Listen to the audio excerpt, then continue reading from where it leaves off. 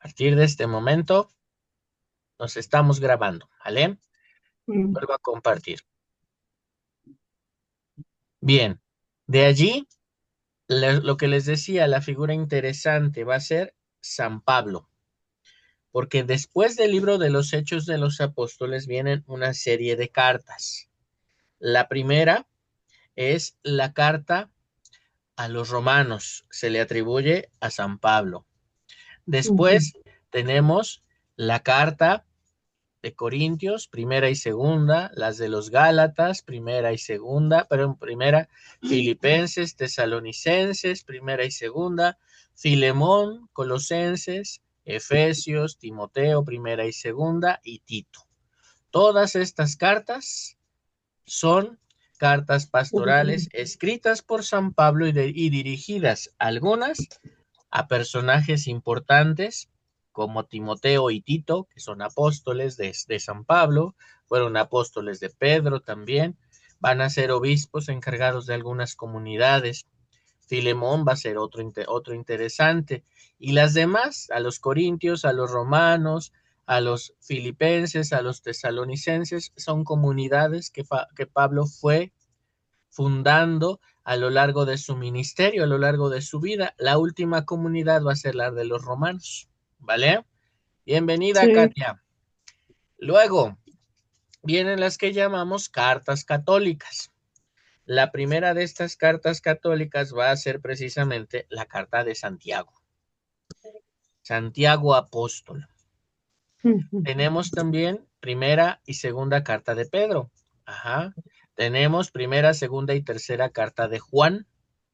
La carta de Judas. Yo siempre les digo a los que son muy devotos de San Juditas, hasta de un verdadero discípulo de San Juditas, ha leído y conoce la carta de San Judas, porque esa la escribió él y la tenemos en la Biblia. ¿Estamos? Y sí. la última, la carta a los hebreos. La carta a los hebreos no se sabe quién la escribió, no tenemos un autor fijo. Sin embargo, esta carta a los hebreos tiene un mensaje muy impresionante. Parte de este mensaje va a ser abocado prácticamente a la liturgia, porque ahí nos va a narrar cómo se celebra la fracción del pan. Para los apóstoles y las primeras comunidades, pues no había catecismos, no había libros, la fe se fue transmitiendo de boca en boca, la palabra de Dios se fue transmitiendo de boca en boca. Los apóstoles, muchos no escribieron, ajá. Entonces, ¿cómo se iba transmitiendo este mensaje? De boca en boca. Yo te lo platico, doña José, tú se lo platicas a tus niños y así se iba transmitiendo. Hasta que a alguien se le ocurrió decir, ¿sabes qué? Pues hay que ponerlo todo por escrito. Y por ahí San Pedro, cuenta una leyenda, le encargó a San Marcos empezar la redacción del primer evangelio, que pusiera por escrito todos los hechos y sucesos en torno al Señor Jesús. Y va a aparecer Marcos como un secretario. En algunas de las cartas va a aparecer la figura de Juan Marcos, que va recogiendo los dichos y hechos que va diciendo San Pedro en torno a la figura de Jesús. Después va a aparecer otra figura bien interesante, Lucas, el griego, él no era hebreo. Lucas va a ser lo mismo como discípulo de San Pedro, después de San Pablo, va a ir recogiendo de boca de ellos todo, todos los hechos que narra en su evangelio. Y hay quien dice también que pues tuvo cercanía con la Virgen María, y algunos historiadores que dicen que no, otros dicen que sí. Hay un libro muy interesante, y a lo mejor lo han leído o lo han visto por ahí, que se llama El silencio de María, del Ujú. padre Ignacio Larrañaga. Él habla precisamente cómo, dice, cómo San Lucas fue recogiendo datos, dice, no solo de la Virgen María, sino de las mujeres que la acompañaron, de las mujeres que estuvieron con ella después de la ascensión del Señor. Cuando Juan se iba a sus misiones, encargaba a la Virgen María con las santas mujeres, que eran las que la protegían, la cuidaban y la proveían en sus necesidades. ¿Vamos bien hasta acá? Y todos Sí. estos hechos los va a ir narrando Lucas. Mateo y Juan no tienen mucho problema porque ellos estuvieron en primera persona con Jesús. Sin embargo, a pesar de todas estas cuestiones, también tenemos que considerar que sus discípulos pues hicieron sus aportes. Hay quien dice que pues no fueron directamente los personajes a los que se les atribuye, sino discípulos de ellos los que escribieron estos textos. ¿Estamos de acuerdo? ¿Vamos Sí. bien hasta aquí, muchachas? Ujú. Miren, después tenemos una tabla en donde vamos viendo los hechos que van ocurriendo. Este PDF se los voy a compartir para que lo tengan, ¿vale? Vamos a darle una revisada rapidísimo para que nos ubiquemos en el tiempo. Dice, veamos la historia del pueblo de Israel a través de la historia.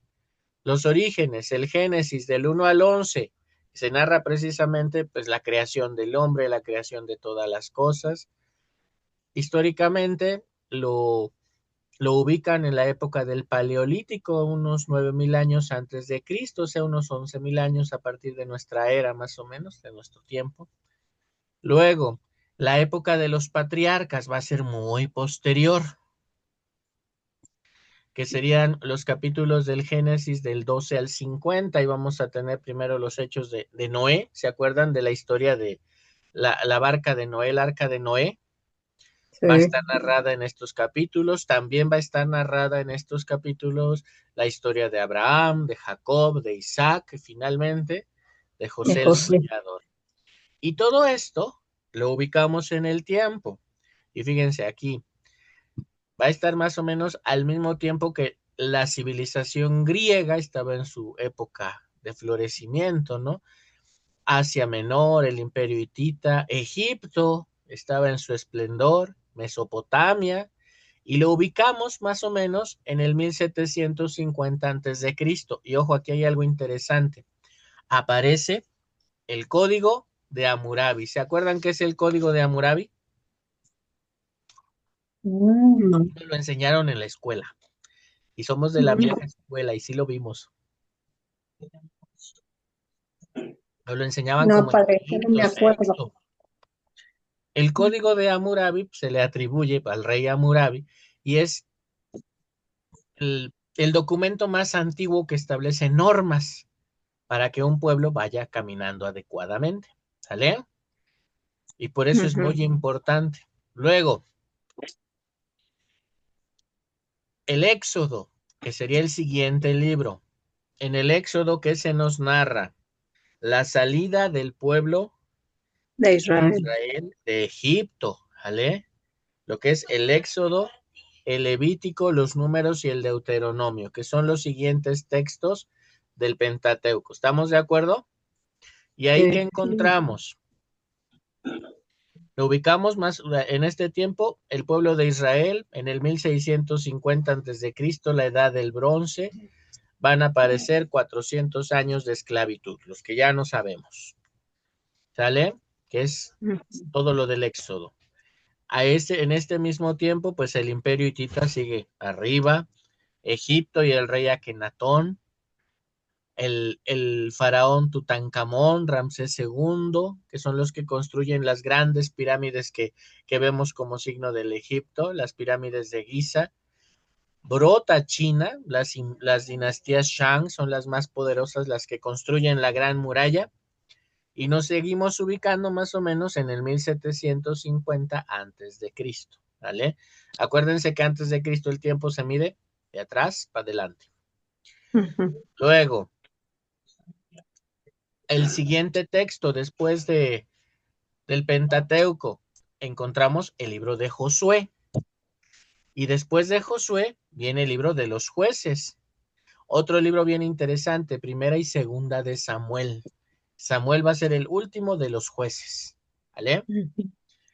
Aquí, ¿qué va a pasar con el pueblo? Ya salió de Egipto, ya salió del desierto. ¿Y a Josué qué le va a tocar hacer, muchachas? ¿Se acuerdan qué le toca hacer a Josué? Sí, llevar a su pueblo ¿cómo se llama? A A la la tierra tierra. prometida. Exacto. Y cuando el pueblo entra a la tierra prometida, ¿qué más va a haber?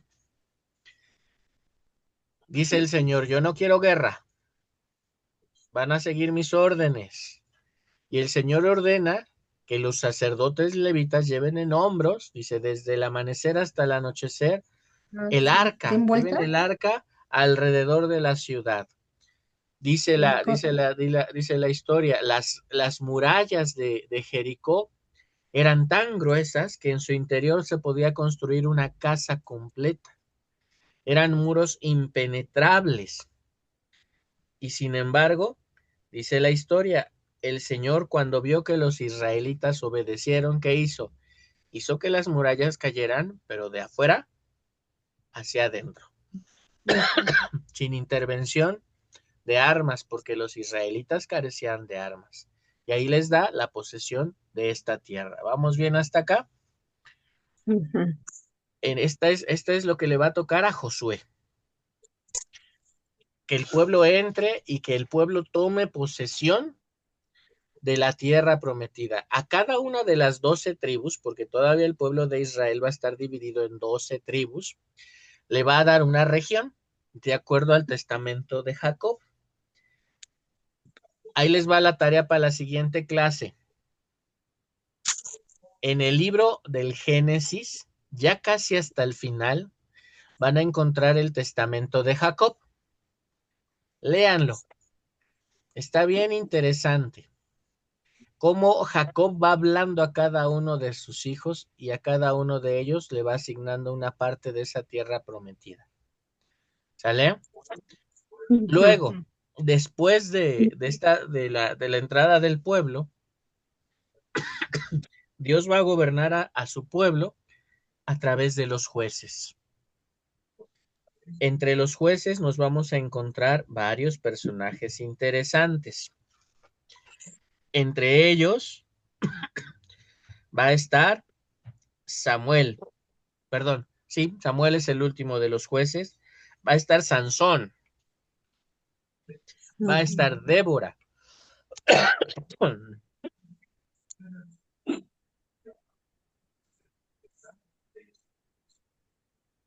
Y hay otro personaje interesante que se me olvidó ahorita el nombre. Cada uno de ellos van a tener una misión.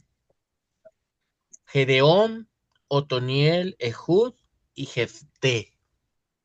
Estos van a ser como que los jueces más interesantes. ¿Qué es lo que va a ocurrir con los jueces? Los jueces se van a encargar de transmitir primero un mensaje de Dios a su pueblo y después de administrar justicia. La gente llegaba con los jueces y le decía, hazme justicia porque este fulano me debe y no me quiere pagar. Y el otro fulano se acercaba y decía, no es cierto, es una mentira, yo no le debo nada. Y ya el juez consultaba, decían ellos, consultaba el oráculo, cuentan de Débora que se sentaba debajo de una acacia y observaba el movimiento de las hojas con el viento. Y a partir de ese movimiento de las hojas, Dios le decía lo que tenía que hacer y administraban justicia rectamente. Hay jueces como Sansón, como Gedeón, que les va a tocar salvar al pueblo de la tiranía, salvar al pueblo de la invasión. Gedeón le va a tocar organizar los ejércitos y la defensa del pueblo para evitar las invasiones. A Sansón le va a tocar defender al pueblo y dice que era tan buen soldado, aparte que era un gigante, que dice, con la quijada de una mula derrotó a más de 1000 soldados. Pero pues tenía una debilidad. ¿Se acuerdan cuál era la debilidad de Sansón? Su cabello. Ajá. Y otra de sus debilidades, ¿se acuerdan cuál era su otra debilidad de Sansón? Dalila. Dalila, su novia. ¿Y por qué Sí. precisamente Dalila? Porque ya lo sedujo y le sacó el secreto, ¿cuál es tu fuerza, no? Y lo podó, lo Mm. trasquiló y perdió su fuerza. Y dice, le sacaron los ojos y lo encadenaron los filisteos. Y allí acabó Sansón. El último de los jueces va a ser bien interesante y es precisamente Samuel. Primera y segunda de Samuel. Casi siempre que remitimos a textos vocacionales nos remitimos a la vocación de Samuel. ¿Por qué? Porque Samuel, en primer lugar, ¿qué va a pasar con Samuel? Él es un niño milagro. Fíjense, en el tiempo de Samuel, los señores que tenían, pues, tenían sus tierras, tenían sus ganados, tenían sus propiedades, podían tener las esposas que pudieran mantener. Y Elimac, creo que se llamaba su papá, tenía dos esposas, Ana y una sunita. Y la tal sunita era bien envidiosa, pero también era bien canija, porque Ana era la consentida del Caná, se llamaba su papá, el Caná. Era la favorita, pero Ana no le podía dar hijos a su esposo. Y la sunita sí ya le había dado como 7. Entonces la sunita se burlaba de Ana y le decía, pues tú eres estéril, tú no sirves para nada. Y Ana, envuelta en su dolor, y se llegó al templo y oró al Señor desde la mañana hasta la noche con sollozos incesantes, dice. Y el sacerdote Levi, pensando que estaba borracha, se acercó a ella y le preguntó, ¿qué te pasa? ¿Te sientes bien? ¿Has bebido demasiado? Y ella le dice, no, simplemente estoy llorando con el Señor mi pena porque no he podido concebir y ser madre. Y dice la historia, el Señor se fijó cuando llegó su periodo, el Señor se fijó en ella, su esposo estuvo con ella, dice, no, como dice el texto, estuvo maritalmente con su esposa, Dios se acordó de ella y ella pudo concebir. Y de esa unión nació Samuel. Cuando ella se da cuenta que está embarazada, le hace un juramento al Señor en agradecimiento. Como tú te has acordado de esta tu sierva, yo te consagraré a mi hijo y lo consagraré para tu servicio si tú tienes a bien aceptar mi ofrenda. Y dice que cuando su hijo nació Samuel, después de que lo destetaron, como a los 3 años más o menos, Ana y su esposo lo entregaron al sacerdote Levi para que lo educara. Y ellos lo visitaban cada año por el día de su cumpleaños y pues le llevaban sus cositas, ¿no? Su ayuda. Pero el que lo educó fue el sacerdote Leví. Ya cuando tenía edad, a lo mejor unos 11 años, el Señor lo llama de noche, lo llama 3 veces. Y Samuel, pensando que es Eli quien lo llama, pues va y le dice, aquí estoy, Señor, ¿qué necesitas? Nada, vete a acostar. Otra vez, y hasta la tercera, Eli entendió que el que estaba llamando a Samuel era Dios.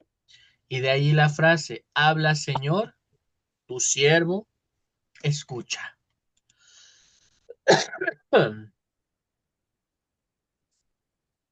Vamos bien hasta acá.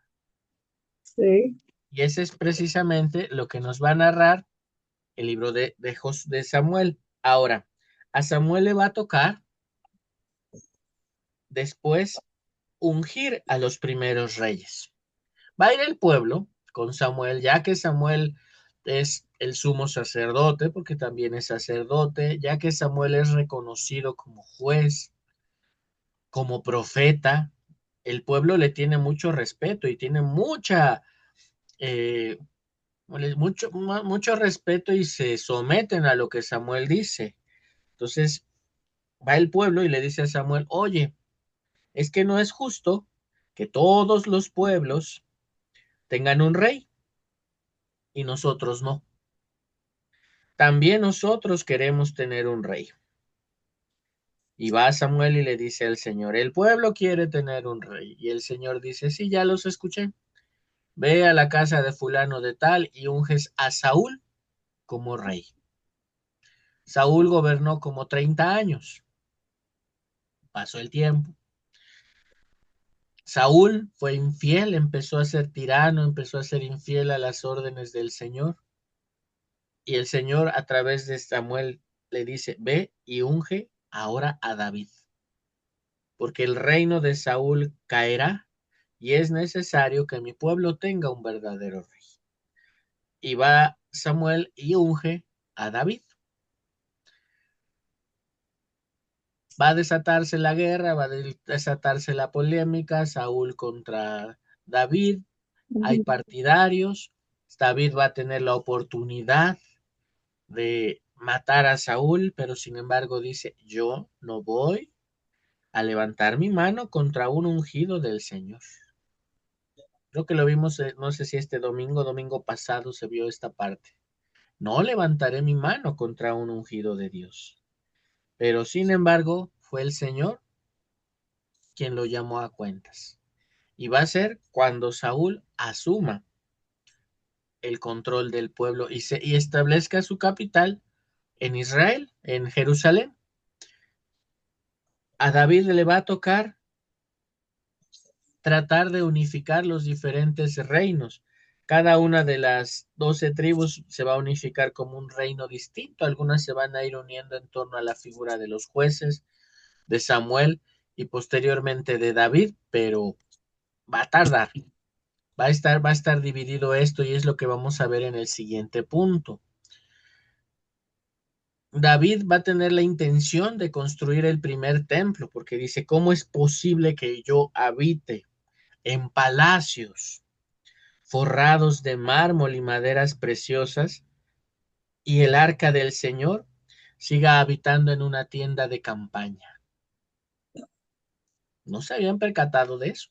Pasó. David va a tener sus infidelidades, va a morir en la gracia de Dios. ¿Quién le va a suceder? Su hijo Sansón, Salomón, perdón. Salomón. Y Salomón. lo interesante del rey Salomón va a ser precisamente lo que le pide al Señor desde el principio.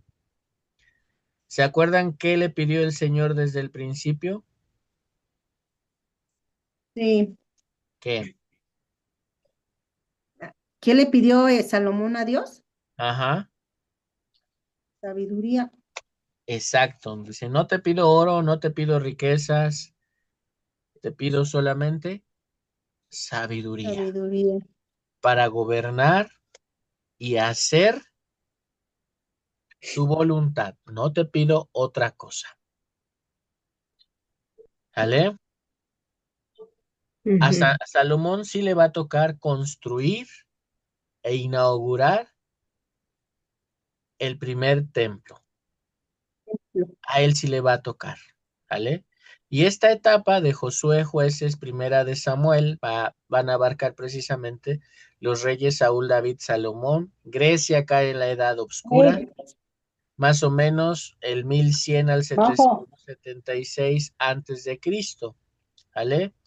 En Egipto, pues las dinastías 21 a la 25.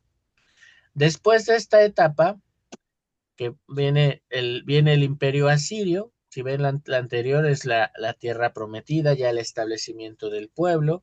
Ahora viene el imperio asirio y las invasiones constantes. Y vamos a tener aquí el libro de los reyes. Primero y segundo de reyes, que van a narrar cómo se manejaban los reyes del norte, los reyes del sur. Los reyes del norte con su capital en Samaria, los del sur con Jerusalén, el rey del norte, que es Israel, el rey del sur, Judá, la caída de Samaria y Sanequerib, que es en Judá. Después vienen las invasiones, el imperio babilonio, y aquí ya van a empezar a surgir también jueces. Va a ser la primera deportación a Babilonia. Y esto se va a narrar en los reinados de, ay, se me fue, el rey Joaquín. Ajá. La primera ¿El rey deportación de Judá? hacia Rey Joaquín, fue el rey Joaquín al que le tocó la primera deportación. Y aquí va a surgir uno de los profetas más interesantes, que va a ser Elías. Jeremías. Ajá. Nabucodonosor va a arrasar con Jerusalén, viene la deportación, 50 años de exilio, hasta que al rey Ciro se le ocurre devolverlos. Y va a ser como 100 años después. Viene después el Imperio Persa y vean los años 612-538 a.C. Después del 538 al 333 a.C.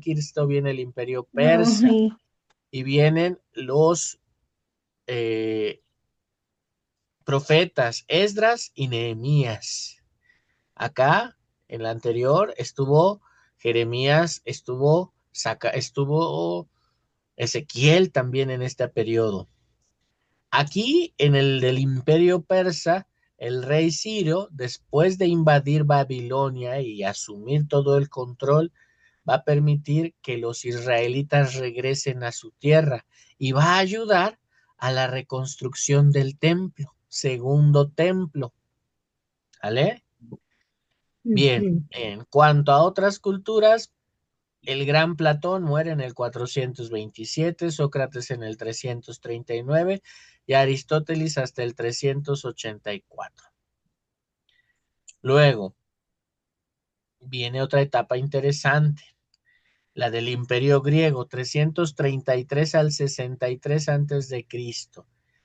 Primero y segundo de los macabeos. Va a haber constantes invasiones, va a haber constantes guerras, revueltas.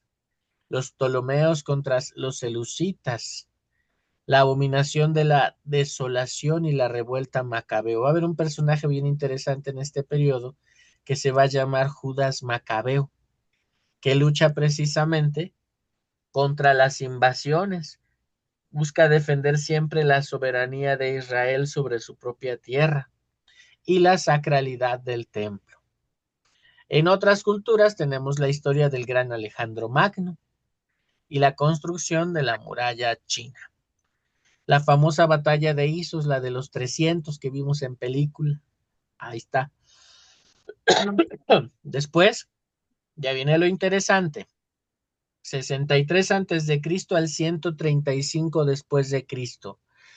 El gran auge del Imperio Romano. Roma ha invadido para este tiempo ya toda la Tierra Santa, todo Israel, toda Palestina. Y aquí nos vamos a encontrar primero con Pompeyo y la toma de Jerusalén en el 63 antes de Cristo. Se dice que para los tiempos de Jesús ya no había verdaderos sacerdotes en Jerusalén. El templo estaba lleno de sacerdotes, pero todos ya estaban sometidos a Roma. Por eso se acuerdan en el juicio de Cristo lo que le dicen los sumos sacerdotes Ay, a Pilatos: si sueltas a este hombre, no eres amigo de César, porque ellos ya estaban bien vendidos con la política romana. Fíjense, desde ese tiempo ya existe la corrupción y ahí ya lo había. Luego, dice el primero antes de Cristo al 34, pues Jesús de Nazaret. Ajá. Ahora sí que el tiempo histórico de Jesús de Nazaret. Luego nos encontramos por ahí del 47 después de Cristo, el primer viaje de Pablo. Pablo no va a aparecer inmediatamente. Jesús muere más o menos en el 34, sube a los cielos, empiezan los apóstoles a predicar. Uno de los que va a perseguir a los apóstoles, a las primeras comunidades, va a ser Saulo, mi padre. hasta la conversión. Se dice que después de la conversión de Pablo, después del bautizo, de que lo presentaron a los apóstoles y estos, a regañadientas y con sus reservas, lo aceptaron, ¿qué hicieron? ¿Qué hizo Pablo? Se fue 3 años al desierto Ujú. a hacer oración y a estudiar los textos sagrados. Porque si hay un hombre muy inteligente en el Antiguo Testamento, en el Nuevo Testamento se va a ser Pablo. Después de esto ya Pablo empieza su actividad misionera y aquí aparece el primer viaje de Pablo hacia el año 47. Luego, hacia el año 60 aproximadamente, se data el primer evangelio, que es el de Marcos. Hacia el año 70 Del 64 al 67, pues los martirios de Pedro y Pablo. Luego, en el año 70 aproximadamente, datan algunos la redacción del Evangelio de Mateo, 70 al 77 más o menos. Del 77 como al 85 se data el de Lucas. Hay unos que dicen que hasta el año 90 más o menos. Y el de Juan, pasado el primer siglo, hacia el año 100, del 90 al 110, algunos lo datan. ¿Qué va a pasar en esta época? Pues Eneida de Virgilio, las grandes obras de los griegos, las historias de Nerón y la destrucción de Roma. Va a venir en el año 70 también la destrucción del tercer templo. ¿Quién construye el tercer templo? Herodes el Grande. Y hacia el 135, Siria y Palestina se unifican. ¿Vamos bien hasta acá? Sí. ¿Dudas hasta este momento, muchachas? ¿No? Creo que no. Bien, comentamos algo del texto de Ruth. Padre, Así, diga, padre, escucho. me está fallando mi internet y de repente no lo escucho, pero no es porque yo quiera. Ok. ¿Alguna duda hasta el momento? ¿No? No, no, padre. Muy bien. Comentamos un poquito sobre el libro de Ruth, ¿cómo les fue? ¿Qué les pareció? ¿Qué les llamó la atención?